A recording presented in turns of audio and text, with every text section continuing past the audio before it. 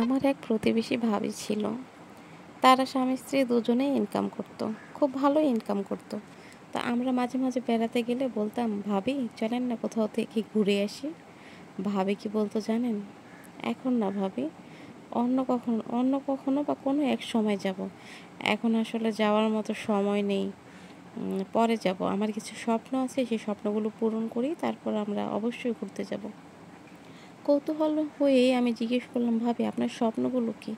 ভাবি আমাকে কি বললো জানেন? তার স্বপ্ন একটা গাড়ি হবে, একটা বাড়ি হবে, তার গহনাগাটি হবে, তার আসবাবপত্র হবে। অনেক বড় স্বপ্ন। বাবা, আমার আবার এত স্বপ্ন করে লাভ নাই। আমি সাধারণ মানুষ, সাধারণভাবেই জীবনযাপন করি। তো ভাবির সাথে আমার কয়েক বছর পরে আবার দেখা হলো, প্রায় 3-4 বছর পরে।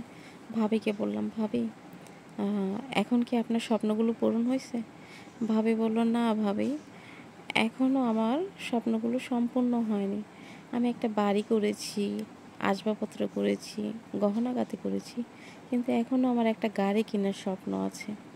তো ভাবলাম যে ঠিক আছে, তা ভাবি আপনার নতুন বাড়িতে কি আপনি উঠছেন? ভাবি বলল, না ভাবি, এখনও ওঠা হয় নাই, গাড়িটা কিনি একসাথেই উঠবো। তো আবার কয়েকদিন পরে ভাবির সাথে দেখা হলো। ভাবিকে বললাম, ভাবি আপনার গাড়িটা কি কেনা হয়েছে? ভাবি বললে, হ্যাঁ ভাবি, আমার গাড়িটাও কেনা হয়ে গেছে। আপনাদের দোয়ায় আমি এখন সম্পূর্ণ সুখী। আমি সমস্ত কিছু কিনে ফেলছি। গাড়ি করেছি, বাড়ি করেছি, আসবাবপত্র করেছি, গহনাগাটি করেছি। এখন আমি আমার নতুন বাড়িতে শুক্রবারে উঠতে যাচ্ছি। মানে ওই যে ওই মাসের শুক্রবারেই আমরা উঠে যাব। আপনাদের দাওয়াত রইল। তো সেদিন দাওয়াত খেতে গিয়ে দেখলাম যে ভাবি আর এই পৃথিবীতে নেই। আমি ভাবলাম যে ভাবি, ভাইয়াকে জিজ্ঞেস করলাম, ভাবি কোথায় গেছে? ভাইয়া বলল, আপনার ভাবি আর এই পৃথিবীতে নেই। তো খুব কষ্ট হলো যে বেচারা এত কষ্ট করে বাড়ি করলো, গাড়ি করলো, নিজের জিনিসপত্র কিনলো, এখন এগুলো কে দেখবে? এখন এগুলো কে করবে? এখন তো তিনি নিজেই নাই। এত কষ্ট করে কার জন্য করলো? তাহলে কি অন্য কারোর জন্য সে এত কষ্ট করলো? আসলে কয়েক বছর পরে শুনে ভাইয়া আবার বিয়েও করছে, তাদের এই ঘরে একটা বাচ্চাও আছে। তো আমার কথা হইলো, আপনি ভাবি এত কষ্ট করলেন, একটা বাড়ি করলেন, গাড়ি করলেন, সমস্ত কিছু করলেন, কিন্তু আপনি কার জন্য করলেন? নিজে তো কিছুই ভোগ করতে পারলেন না, আরেকজন এসে সব কিছু ভোগ করতেছে।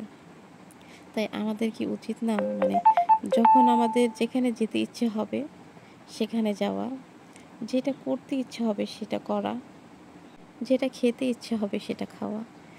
না হলে আমরা ঠিকই বাড়ি গাড়ি আসবাবপত্র গয়নাগাটি সবই করব, কিন্তু নিজে আর কোনো কিছু ভোগ করতে পারবো না। আমি শুধু করেই যাব আর অন্য কেউ এসে ভোগ করবে।